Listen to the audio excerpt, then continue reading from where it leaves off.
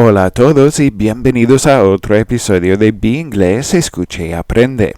En este episodio exploraremos un tema fascinante, las expresiones idiomáticas en inglés y cómo están relacionadas con las reglas gramaticales. Si te encantan los idioms y quieres entender mejor cómo se usan, este episodio es para ti. Antes de empezar, no olvides suscribirte a nuestro podcast y compartirlo con amigos. Tu apoyo nos ayuda a llegar a más personas. Comencemos. And a good day to you. In this episode, we're diving into idiomatic expressions and uncovering the grammar patterns that make them tick. Idioms aren't just fun and quirky, they're a fantastic way to understand and use English more naturally. Let's look at a few examples and the grammar behind them. Number 1. Burn the midnight oil. This means to work late into the night, often to complete a task or meet a deadline. This idiom typically appears in the simple present tense to describe habitual actions, or in the past tense to recount a specific event. It follows the standard structure of a transitive verb, burn, a direct object, the midnight oil, and optional modifiers. For example, she burns the midnight oil every night to finish her projects. That was the simple present. Here's the simple past. Last week, he burned the midnight oil to meet the deadline. Why it works. This idiom maintains a clear and common pattern in English. Subject plus verb plus object.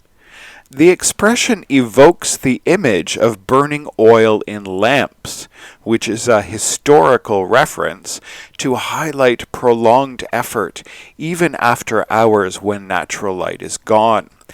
It originated in a time before electricity. Number 2.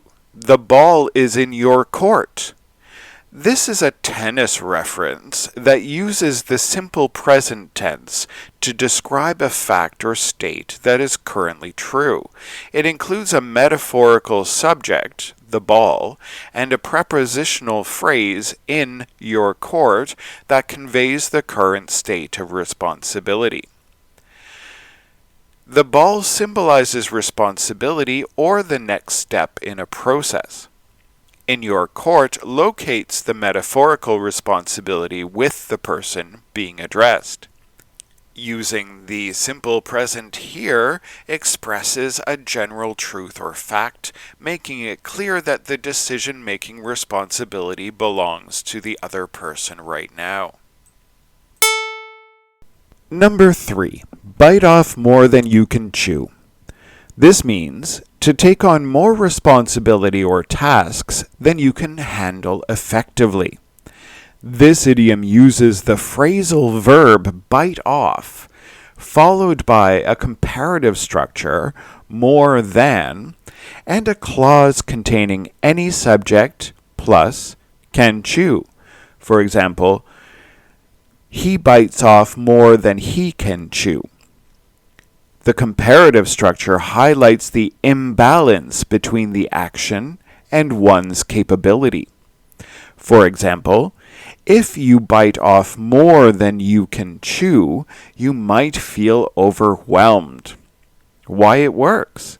The phrasal verb bite off conveys a physical action metaphorically applied to responsibilities.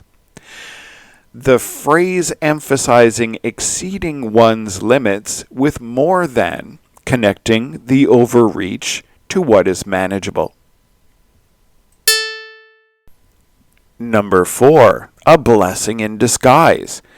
This means something that initially seems negative, but ultimately results in a positive outcome. This idiom often functions as a subject complement introduced by the verb to be, making it the explanatory phrase for a subject. It conveys a reinterpretation of an event or situation. For example, losing that job, the event, was the verb to be, a blessing in disguise. Losing that job was a blessing in disguise. The idiom explains or redefines the subject, for example, losing that job, using the verb to be. It juxtaposes initial misfortune with hidden benefits, adding depth to the sentence's interpretation. And finally, one of my favorites, let the cat out of the bag, which means to reveal a secret, often unintentionally or prematurely. This idiom uses the verb let, followed by the object, the cat, and a prepositional phrase, out of the bag. This grammatical structure indicates permission or causation, emphasizing the unintended revelation. Example, he let the cat out of the bag about the surprise party. The structure with let introduces an action that happens as a result of the subject's involvement. The phrase paints a vivid picture of releasing something hidden, making it memorable and effective in communication. Here are some tips for using idioms. Learn them in context. Memorize idioms within sentences to understand their correct usage. Practice using them in speech. Use idioms in conversations to make them a natural part of your vocabulary.